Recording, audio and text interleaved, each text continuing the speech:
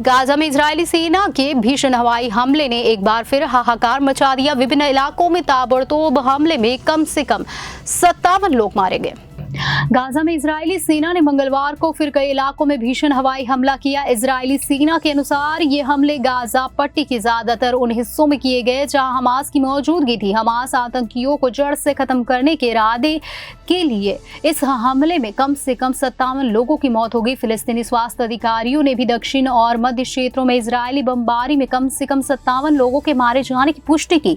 Israel के इस महाविनाशकारी हमले में गाजा में हाहाकार मचा कर रखा हुआ है। अभी 3 दिन पहले ही इजरायली सेना ने एक ऐसा ही भीषण हवाई हमला किया था जिसमें कम से कम 90 लोगों के मरने की पुष्टि हुई थी और 300 से ज्यादा लोग घायल हुए थे। इस हमले के बाद फिलिस्तीनी इस्लामी आतंकवादी समूह हमास ने युद्ध विराम समझौते को लेकर इजरायल पर आरोप लगाया कि अब वह अरब और संयुक्त राज्य अमेरिका की मध्यस्थता के प्रयासों को पटरी से उतारने की कोशिश करने के लिए गाजा में हमले तेज कर रहा है। वहीं इजरायल का कहना है कि वह हमास लड़ाकों को जड़ से खत्म करने की कोशिश कर रहा है।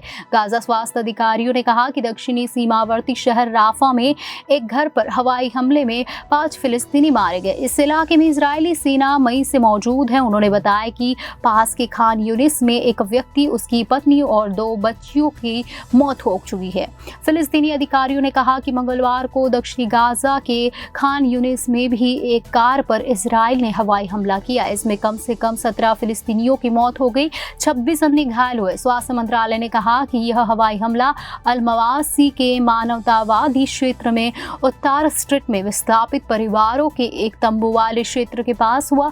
वहीं इजरायली सेना ने कहा कि हमले में हमास के सहयोगी इस्लामिक जिहाद समूह के एक वरिष्ठ आतंकवादी को निशाना बनाया गया। सेना के बयान पे कहा गया, हम उन रिपोर्ट पर गौर कर रहे हैं जिनमें कहा गया है कि हमले के परिणाम स्वरूप कई नागरिक घायल हो गए हैं।